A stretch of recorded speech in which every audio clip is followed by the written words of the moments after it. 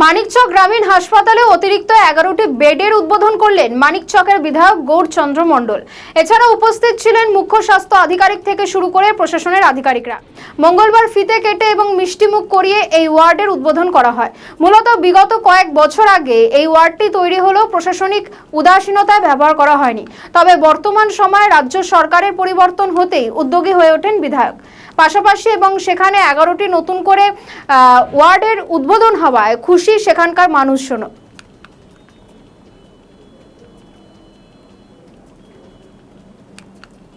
মানিকচক হাসপাতাল হচ্ছে ঝাড়খণ্ড বিহার লাগোয়া, প্রচুর লোকজন আসে এবং এতে পেশেন্ট প্রচুর আসে, চাপও হয়, ডাক্তার থেকে নার্সরা প্রচুর পরিষেবা করে, ভালো পরিষেবা দেওয়া হয়।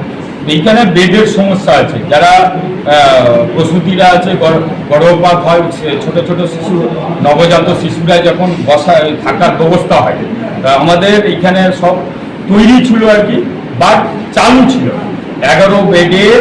তাদের জন্য আজকে এই 11টা বেড উদ্বোধন করা হলো, যে সেই যারা সদ্যজাত শিশু, যারা গর্ভপাত মায়ের যে সদ্যজাত শিশুরা থাকবে, এখানে সুবিধা হবে এবং এইখানেই তাদের পরিষেবার জন্য নার্সের থাকার ব্যবস্থা, তার করার জন্য, তারপর অক্সিজেন দেওয়ার ব্যবস্থা, এই ব্যবস্থাগুলো হয়েছে এখানে।